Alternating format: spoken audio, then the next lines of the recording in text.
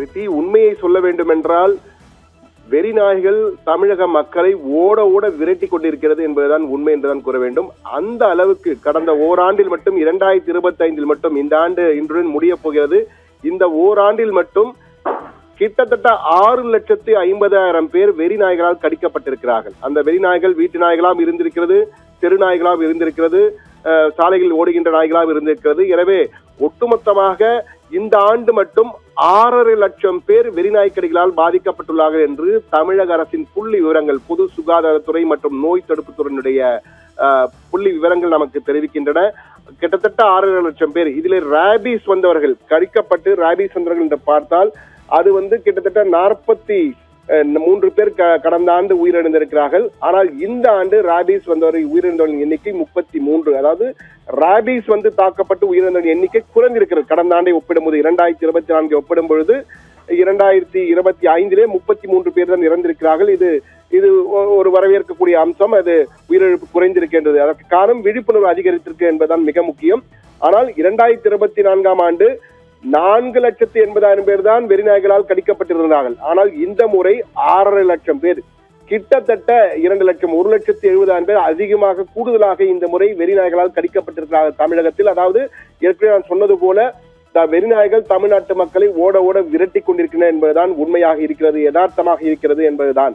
இந்த நாய் கடித்தால் கிட்டத்தட்ட ராபிஸ் ஊசி போட வேண்டும் என்பதே பலருக்கு தெரியாது. பொதுவாக தெருநாயோ அல்லது வீட்டில் வளர்க்கும் நாயோ எந்த நாய் கடித்தாலும் நாய் கடித்த அன்றே தடுப்பூசி போட வேண்டும். அதன் பிறகு 3வது நாள், 7வது நாள், 21வது நாள் என 4 தவணைகளாக ஊசி போட வேண்டும்.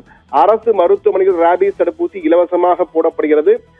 அரசு மருத்துவமனைகளில் கிராமப்புறம் மற்றும் நகர்ப்புற ஆரம்ப சுகாதார நிலையங்களிலும் ராபிஸ் தடுப்பூசி இலவசமாக போடப்படுகிறது என்பதையும் கருத்தில் கொள்ள வேண்டும். எனவே நாய் கடித்தால் நிச்சயமாக ஊசி போட வேண்டும் என்ற விழிப்புணர்வு அனைவருக்கும் வர வேண்டும். தற்போது விழிப்புணர்வு அதிகமாக இருக்கிறது.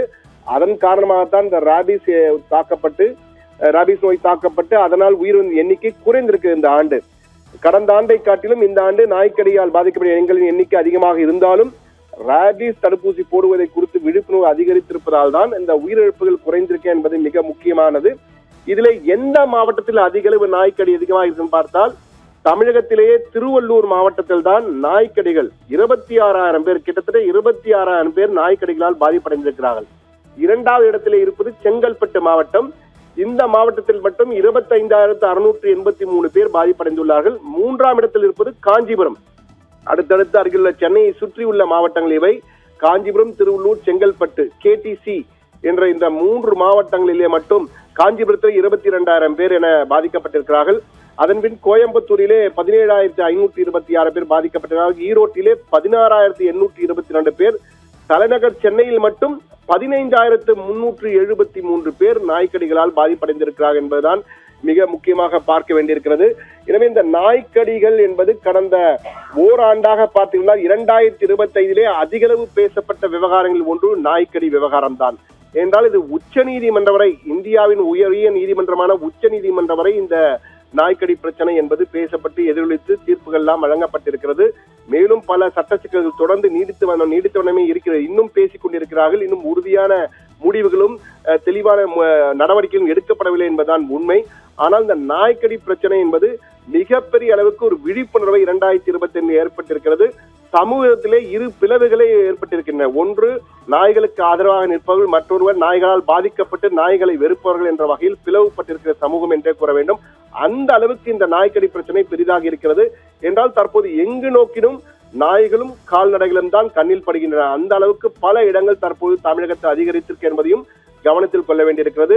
எது எப்படி இருப்பினும் கடந்த ஓராண்டில் மட்டும் 6.5 லட்சம் பேர் நாய்க்கடியால் பாதிக்கப்பட்டுள்ளார்கள் என்பது குறிப்பிடத்தக்க செய்தியாக பார்க்க வேண்டியிருக்கிறது. ரித்தி.